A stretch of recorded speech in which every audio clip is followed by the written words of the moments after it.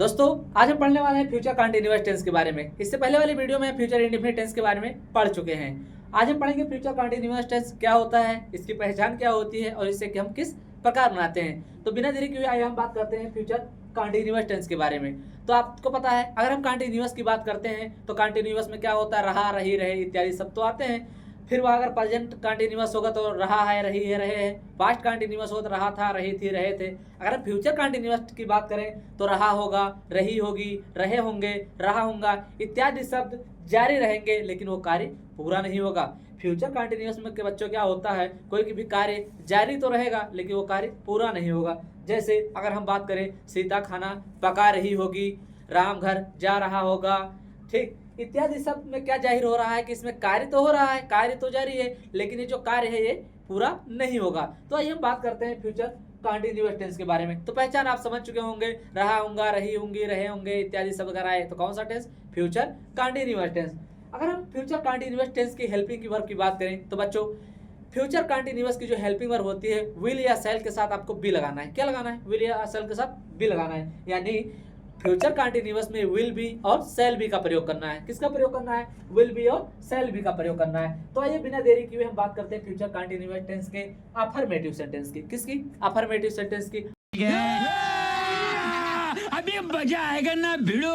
आगे बढ़ने से पहले दो बात आपको हमेशा याद रखनी है। पहला कि फ्यूचर कंटीन्यूअस टेंस की पहचान क्या होती है, हमने बताया।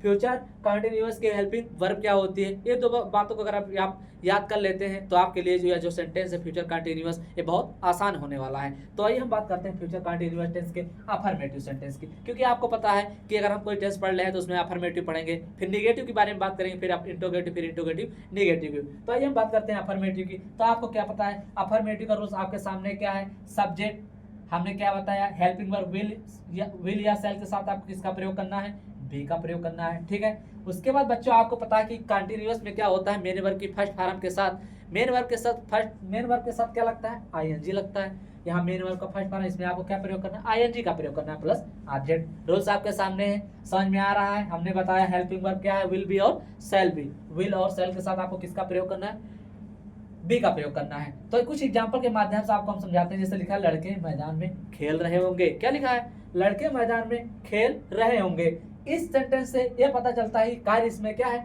जारी है। क्या है, जारी है, लेकिन यह जो कार्य है ये कभी पूरा नहीं होगा। ये दूसरा एग्जांपल का, चपरासी स्कूल में घंटी बजा रहा होगा।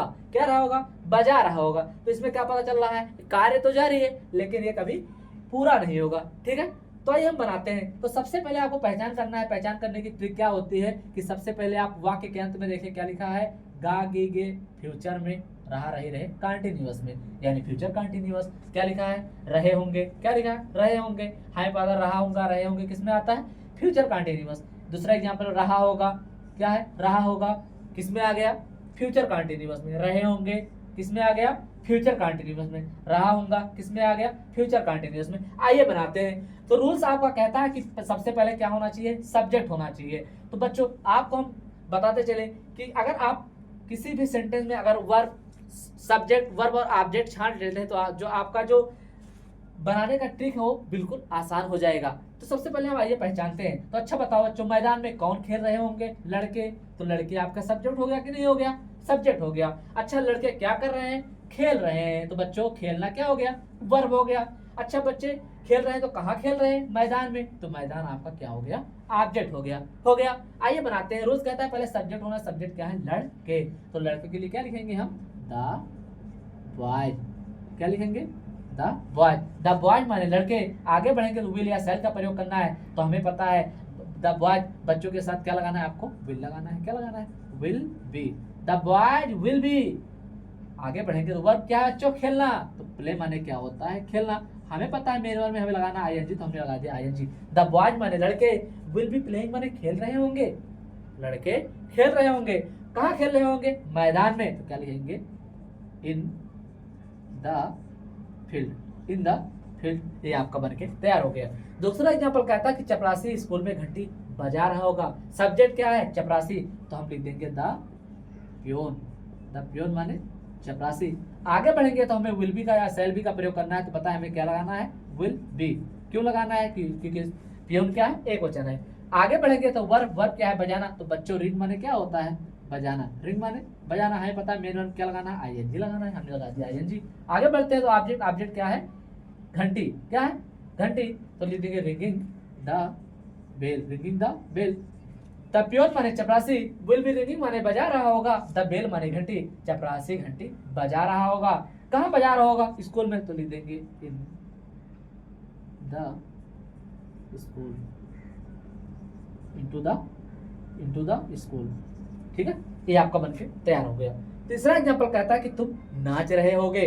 पहचान आप समझ चुके होंगे कैसे बनाना है। आइए हम बात करते हैं। तो हमें पता है कि सब्जेक्ट, सब्जेक्ट क्या है, तुम यानी यू। आगे बढ़ेंगे तो हमें किसका प्रयोग करना है, विल बी का या शैल बी का, तो हम लगा दिए यूल विल बी, क्योंकि आपको पता है कि सिर्फ फर्स्ट पर्सन के साथ आपको किसका प्रयोग करना है, शैल का प्रयोग करना है। आगे बढ़ते हैं तो वर्ब, वर्ब क्या है, नाचना, तो डांस माने बच्चों क्या होता है, नाचना, क्या होता है नाचना, हमें पता है मेन वर्ब क्या लगाना है, आईएनजी लगाना है। You will be dancing, you माने तुम, विल बी डांसिंग माने नाच रहे होगे, तुम नाच रहे होगे। तीसरा एग्जाम्पल, चौथा एग्जाम्पल कहता है कि मैं अंग्रेजी सीख रहा हूँगा। बनाते हैं तो पहले हमें सब्जेक्ट लिखना, सब्जेक्ट क्या है, मैं की इंग्लिश आई। बच्चों आपको पता है कि आई क्या होता है, फर्स्ट पर्सन होता है, फर्स्ट पर्सन के साथ क्या लगता है, शैल लगता है, तो हम लिख देंगे आई शैल बी। आगे बढ़ेंगे तो वर्ब क्या है, सीखना, तो बच्चों लर्न माने क्या होता है, सीखना, लर्न माने क्या होता है, सीखना। हमें पता है कि मेन वर्ब में हमें क्या लगाना, आईएनजी लगा दिया है, तो हमने लगा दिया ING. I shall be learning, मैं सीख रहा हूँगा क्या, अंग्रेजी, तो हम लिख देंगे इंग्लिश, क्योंकि बच्चों आपको पता है कि अगर हम इंग्लिश के पहले अगर दा लगा देते हैं तो वह जो शब्द हो क्या हो जाता है, अंग्रेज हो जाता है। उसका मतलब क्या होता है, अंग्रेज होता है। तो इतनी बात आप समझ चुके होंगे। बच्चों सब्जेक्ट था, सब्जेक्ट लिख दिया, विल बी या शैल बी था, हमने विल बी लगा दिया, वर्ब था, वर्ब लिख दिया, ऑब्जेक्ट था, ऑब्जेक्ट लिख दिया। ठीक है, दूसरा एग्जाम्पल में हमने क्या किया, सब्जेक्ट था, सब्जेक्ट लिख दिया, हमें विल बी का प्रयोग करना था, शैल बी, तो हमने विल बी लगा दिया, वर्ब फिर ऑब्जेक्ट। ठीक है, तीसरे एग्जाम्पल में मैंने क्या किया है, सब्जेक्ट लिख दिया, विल बी लगा दिया, फिर ऑब्जेक्ट लिख दिया, वर्ब लिख दिया। ठीक है, इतनी बात आप समझ चुके होंगे।